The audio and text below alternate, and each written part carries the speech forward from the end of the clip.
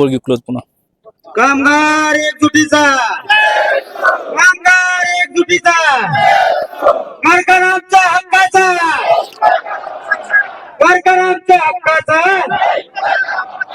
कारखाना वाचवा, कारखाना वाचवा, कारखाना वाचवा, कामगार एकजुटीचा, कामगार एकजुटीचा, अरे कारखाना आमच्या हक्काचा, अरे कारखाना आमच्या हक्काचा,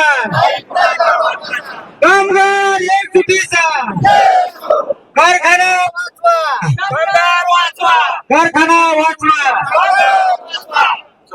नमस्कार, नमस्ते. फलटण युट्यूब चॅनल मध्ये मी राजकुमार गोपने आपलं स्वागत करतो.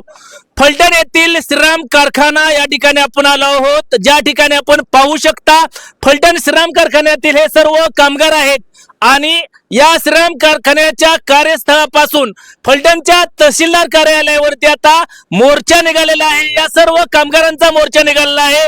यामध्ये कारखाना वाचवा, कामगार वाचवा अशा प्रकारची टॅगलाईन देऊन हे सर्व कामगार एकट्ठा झालेले आहेत. आणि आता अगदी काही मिनिटात आज दिनांक 8 जून रोजी सकाळी 10 वाजण्याच्या सुमारास हा मोर्चा आता फलटणच्या तहसीलदारांच्या तहसील कार्यालय या ठिकाणी फलटण शहरामधून चालत जाऊन त्या ठिकाणी निवेदन देणार आहेत. या ठिकाणी या कामगार संघटनेचे जे प्रमुख आहेत प्रेमजित काटे आहेत, आपण त्यांच्याकडून जाणून घेणार आहोत नेमका हा मोर्चा कशासाठी आहे. काय सांगाल नेमका हा मोर्चाचं काय? नमस्कार.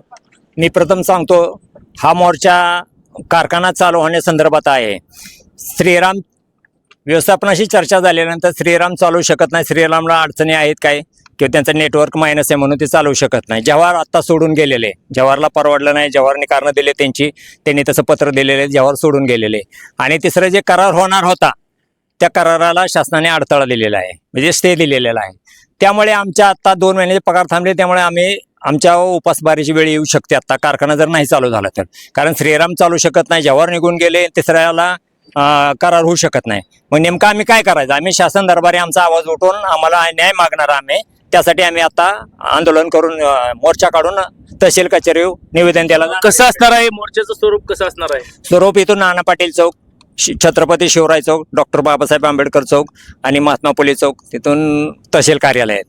आपण पाहू शकता या ठिकाणी मोठ्या संख्येने श्रीराम कारखान्याचे श्रीराम कारखान्याचे कामगार या ठिकाणी जमले आहेत. आणि येथून या ठिकाणी फलटण मधील प्रमुख चौकांमधून क्रांतिशिव नाना पाटील चौक, त्याचबरोबर छत्रपती शिवाजी महाराज चौक, डॉक्टर बाबासाहेब आंबेडकर चौक, त्याचबरोबर महात्मा फुले चौकामधून तहसील कार्यालयावरती हा मोर्चा जाणार आहे आणि तहसीलदारांना या ठिकाणी निवेदन देण्यात येणार आहे.